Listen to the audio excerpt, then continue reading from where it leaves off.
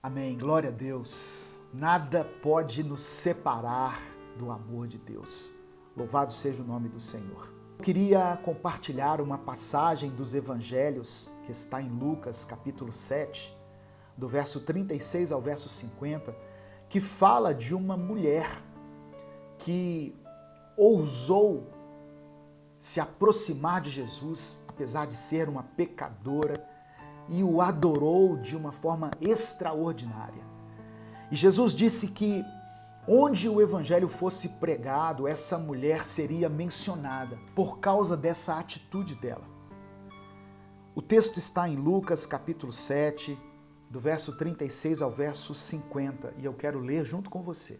Amém? Abra sua Bíblia e vamos juntos fazer uma reflexão aqui nessa passagem tão linda, tão maravilhosa, que é inspiradora. Diz assim: um fariseu convidou Jesus para jantar. Jesus foi até a casa dele e sentou-se para comer. Naquela cidade morava uma mulher de má fama. Ela soube que Jesus estava jantando na casa do fariseu. Então pegou um frasco feito de alabastro, cheio de perfume, e ficou aos pés de Jesus por trás. Ela chorava e as suas lágrimas molhavam os pés dele. Então ela os enxugou com os seus próprios cabelos. Ela beijava os pés de Jesus e derramava o perfume neles. Quando o fariseu viu isso, pensou assim: se este homem fosse de fato um profeta, saberia quem é esta mulher que está tocando nele e a vida de pecado que ela leva. Verso 40, Jesus então disse ao fariseu: Simão, tenho uma coisa para lhe dizer. Fale, mestre, respondeu Simão. Jesus disse: 2 homens tinham uma dívida com um homem que costumava emprestar dinheiro. Um deles devia 500 moedas de prata e o outro 50. Mas nenhum dos dois podia pagar ao homem que havia emprestado. Presta atenção, irmãos. Nenhum dos dois podia pagar aquele homem que havia emprestado dinheiro. Então ele perdoou a dívida de cada um. Qual deles vai estimá-lo mais? Eu acho que é aquele que foi mais perdoado, respondeu Simão. Você está certo, disse Jesus. Então virou-se para a mulher e disse a Simão: você está vendo esta mulher? Quando entrei, você não me ofereceu água para lavar os pés, porém ela os lavou com as suas lágrimas e os enxugou com os seus cabelos. Você, Simão, não me beijou quando cheguei. Ela, porém, não para de beijar os meus pés desde que entrei. Você não pôs azeite perfumado na minha cabeça, porém ela derramou perfume nos meus pés. Eu afirmo a você, então, que o grande amor que ela mostrou prova que os seus muitos pecados já foram perdoados. Mas onde pouco é perdoado, pouco amor é mostrado. Então Jesus disse à mulher: os seus pecados estão perdoados. Os que estavam sentados à mesa começaram a perguntar: que homem é esse que até perdoa pecados? Mas Jesus disse à mulher: a sua fé salvou você. Vá em paz. Irmãos, eu amo as passagens dos evangelhos nas quais o próprio Jesus dá a explicação, porque elas dispensam comentários e elas já nos levam a interpretações. Ao invés da gente ficar divagando, pensando, tentando entender o que aquilo quis dizer. Algumas passagens específicas dos evangelhos são explicadas pelo próprio Jesus, Lembra da passagem do semeador que saiu a semear? Jesus conta uma parábola e depois ele mesmo explica. E Jesus era muito didático. E aqui nessa passagem, Jesus estava jantando na casa de um fariseu. Nós temos que entender primeiro quem eram os fariseus. Os fariseus eram uma seita que havia em Israel, que era composta por pessoas que tinham uma fama de moralidade extrema. Os fariseus eram pessoas que guardavam a lei, que observavam a lei. Eles eram rigorosos cumpridores da lei. Eles davam os dízimos de forma assim muito correta. Eles iam no templo todos os dias. Eles eram retos, eram extremistas aos seus próprios olhos. Só que o problema dos fariseus é que eles achavam que eram mais santos que os outros. Parece muito com a igreja que nós conhecemos hoje, a igreja evangélica cristã que nós conhecemos hoje, que desconsidera as pessoas e se acha mais santa do que os outros. Então, Jesus estava na casa de um homem que fazia parte dessa seita chamada os fariseus. A cultura judaica, naquela época, tinha por costume saudar todo convidado com uma bacia de água e um pano. As pessoas que chegavam na casa de alguém eram saudadas, eram recebidas com uma bacia de água e um pano para lavar o pó dos pés das pessoas, porque não tinha estradas pavimentadas naquela época. Então, quando você andava por Jerusalém ou pelas cidades, né, aqui os estudiosos acreditam que Jesus estava na cidade de Naim, aquela cidade onde ele fez um milagre, né, da ressurreição. Lembra da viúva de Naim? Pois é, ele estava aqui nessa cidade. Então, era comum receber os visitantes com uma bacia de água e um pano. E o convidado também era saudado com um beijo de cada lado do rosto. E a seguir ele recebia óleo para ungir os seus cabelos, porque geralmente os cabelos estavam empoeirados e precisavam ser hidratados. Então Jesus estava nesse contexto. Só que ali na casa daquele fariseu, ele não foi recebido dessa forma. Ele não foi recebido dessa maneira. Uma coisa que me chama aqui atenção é que Jesus, ele não se importa de entrar na casa dos fariseus. Jesus não se importa de estar na presença dos religiosos.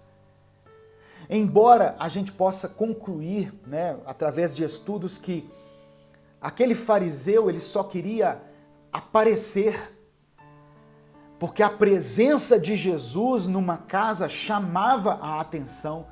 Aquele fariseu ele queria curtidas, ele queria aparecer para as pessoas, ele queria ostentar um culto com uma celebridade que era Jesus naquela época, porque Jesus já tinha vários seguidores. Milhares de pessoas já conheciam Jesus, já tinham presenciado seus milagres. Portanto, onde Jesus parava, aquela coisa virava um evento. Então Simão convida Jesus, mas ele não se dá conta da importância da presença de Jesus na casa dele. Ao invés de valorizar a presença de Jesus, Simão valoriza a presença das pessoas. E Simão valoriza o culto, mas não valoriza a presença de Jesus no culto. Às vezes nós somos assim. Nós damos valor, nós damos importância e crédito ao evento em si. Nós preparamos tudo. Nossa, tem que ter toda uma preparação. Mas esquecemos do principal, que é a presença de Jesus. Nós vamos nas reuniões, nós nos preparamos, vestimos a melhor roupa, pegamos a nossa melhor Bíblia, né? E de preferência uma Bíblia grande para mostrar às pessoas o quanto nós somos espirituais. Nós nos preparamos fisicamente, mas não preparamos o nosso espírito. Essa era a realidade daquele religioso, que era um exímio cumpridor da lei, mas que ao invés de reparar e de valorizar a presença de Jesus, ele passou a observar a atitude das pessoas que estavam ali naquele culto. E principalmente a atitude de uma certa mulher. Então aqui nós temos 3 pessoas nesse culto que nos chamam a atenção. Primeiro, a pessoa de Jesus, que era o Messias, que era o Filho de Deus, que era o próprio Deus. Imagina você receber Jesus na sua casa. Nós temos a presença de Jesus, nós temos a presença de um religioso, um seguidor da lei, alguém que se achava melhor e maior do que as outras pessoas. Mas aí entra em cena uma terceira pessoa, uma mulher. A Bíblia fala uma certa mulher, pecadora. E quando a Bíblia fala pecadora, dá a entender que era uma mulher adúltera. Dá a entender.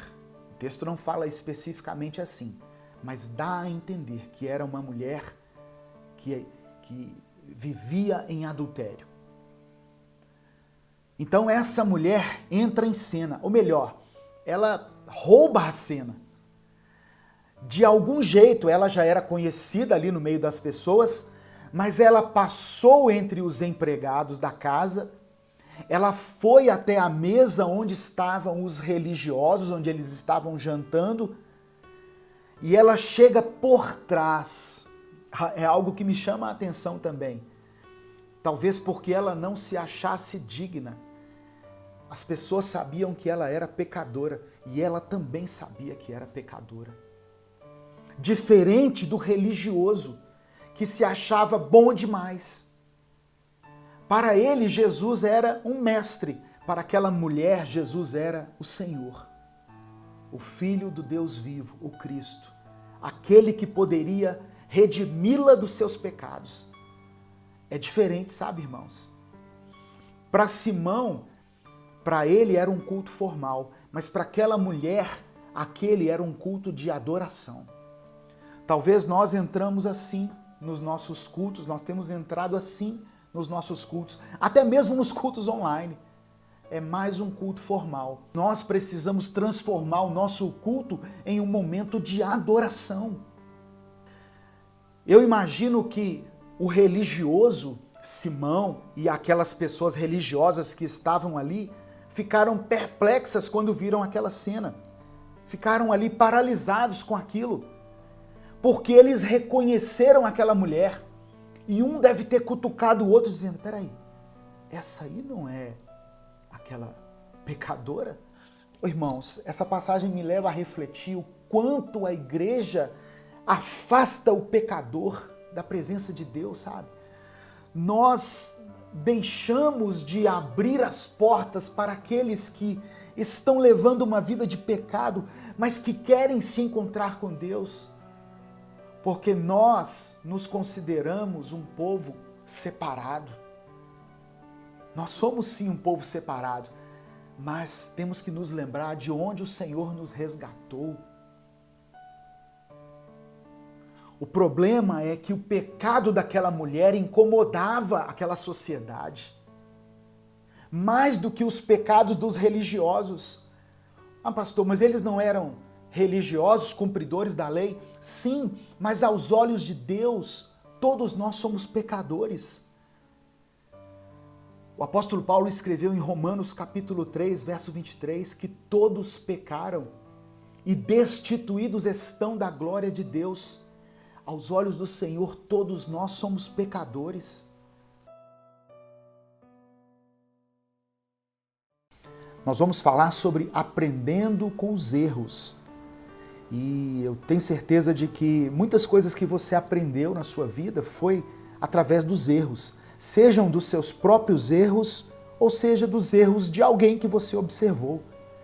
Tem pessoas que tiveram famílias tão problemáticas, por exemplo, que quando elas constituíram as suas próprias famílias, elas olharam para o passado e disseram: puxa vida, eu não quero que a minha família seja tão problemática como foi a família dos meus pais. Então elas aprenderam com os erros dos outros. Feliz é aquele que pode aprender com os erros dos outros. Porque dessa maneira, ele não precisa tropeçar e cair e se ferir, porque ele simplesmente olhou para a vida de alguém. Até com o erro nós podemos aprender. E hoje eu quero, junto com você, fazer uma reflexão aqui sobre a vida de Sansão.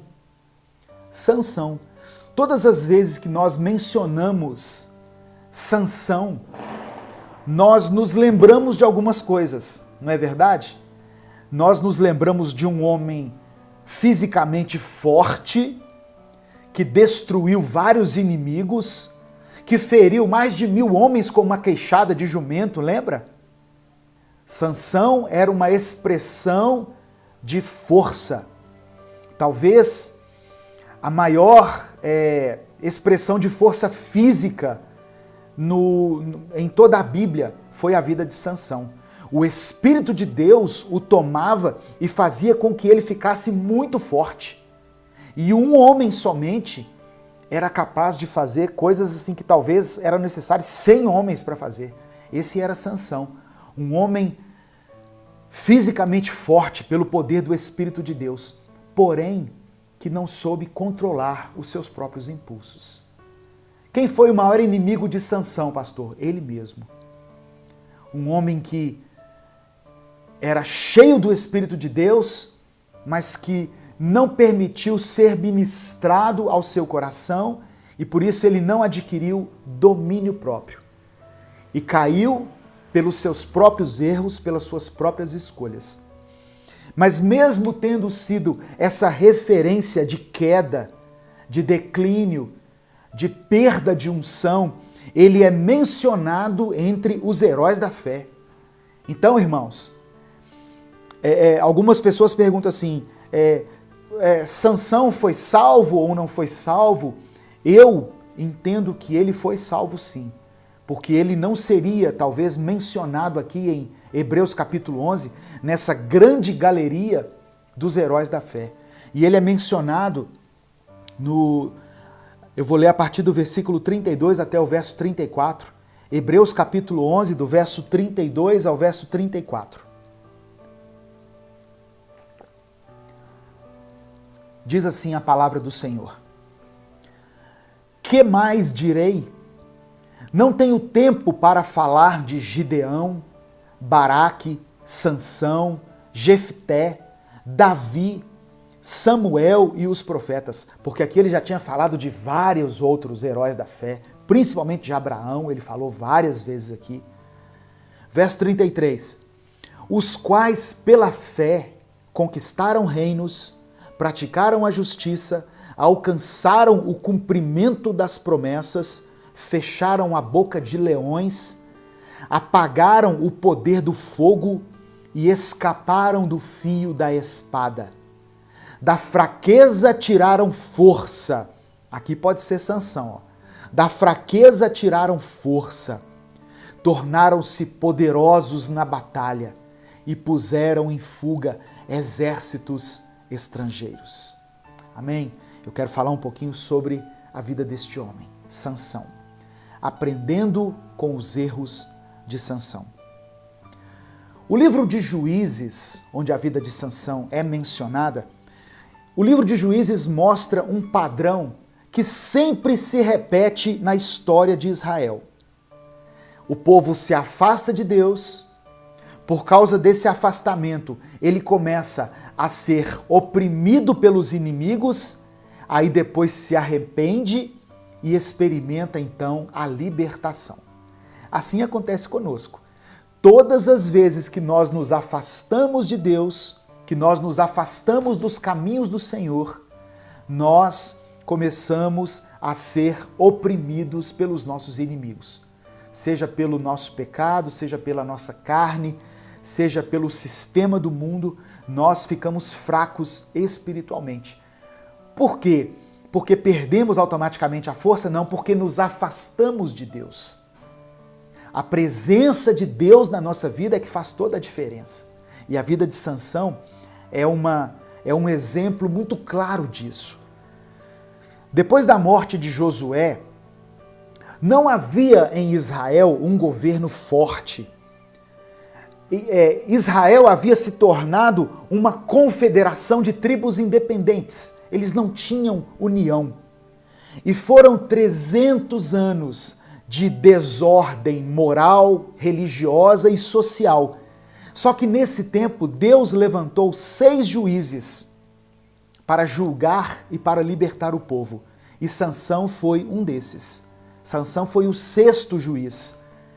Ele, pelos planos de Deus, deveria ter julgado Israel por 40 anos, mas ele julgou apenas por 20.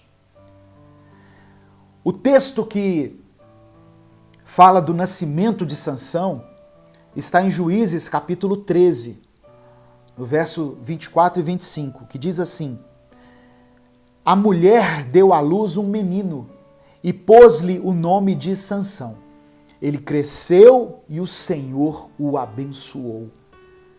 E o Espírito do Senhor começou a agir nele quando ele se achava em Maané-Dan, entre Zorá e Estaol. A mãe dele era estéril. É uma história que se repete muito na Bíblia, né? Um casal que não podia ter filhos, de repente recebe uma visita de um anjo e o anjo diz: olha, você vai ter um menino e esse menino será consagrado desde o ventre. Sansão, irmãos, desde o seu ventre, assim como Samuel, Sansão foi consagrado a Deus. E ele teve o voto de nazireu.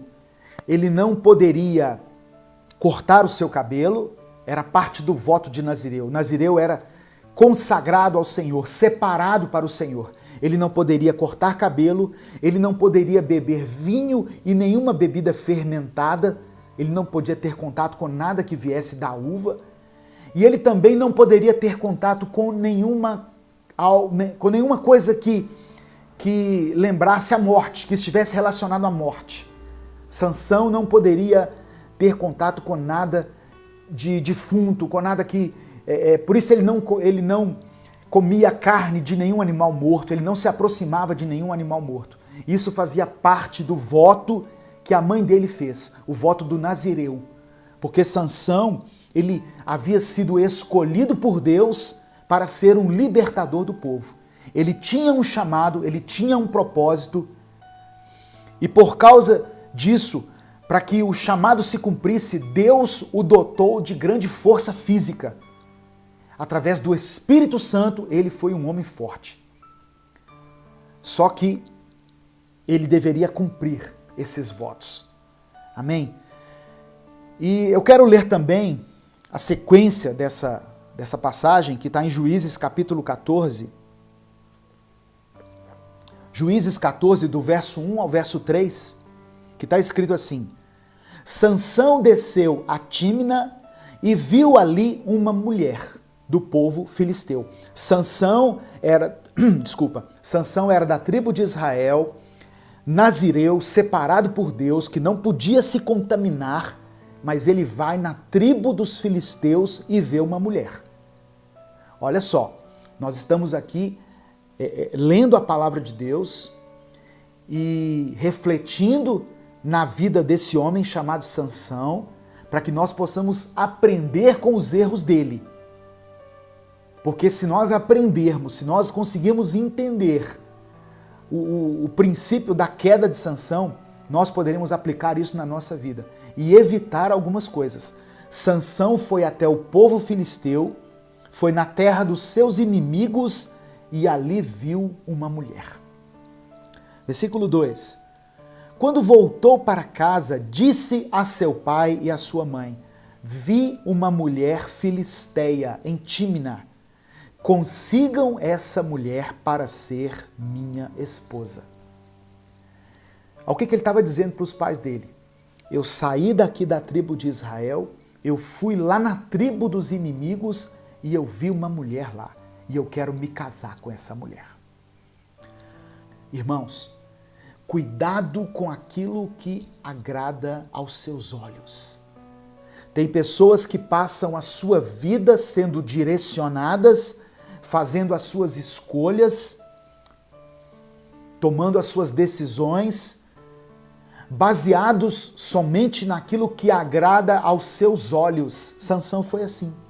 Ele não olhou o caráter daquela mulher, ele não olhou a vida espiritual dela, ele não vislumbrou o perigo que aquela associação com o inimigo poderia provocar na sua vida espiritual.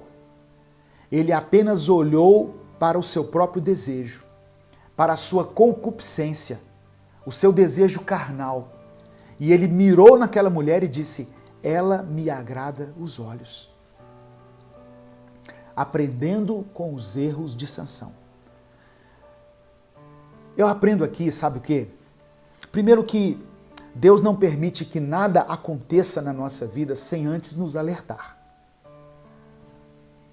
Sansão havia tomado uma decisão no seu coração, mas Deus usa pessoas que na vida dele eram figura de autoridade, o pai dele, para alertá-lo em relação a isso. O pai dele diz assim, ou melhor, aqui diz que a sua mãe e seu pai disseram para ele: Sansão, tem tanta moça bonita aqui no meio do nosso arraial e você vai se engraçar com uma moça no meio dos filisteus? Deus usa pessoas para alertar você em relação às decisões importantes que você vai tomar na sua vida.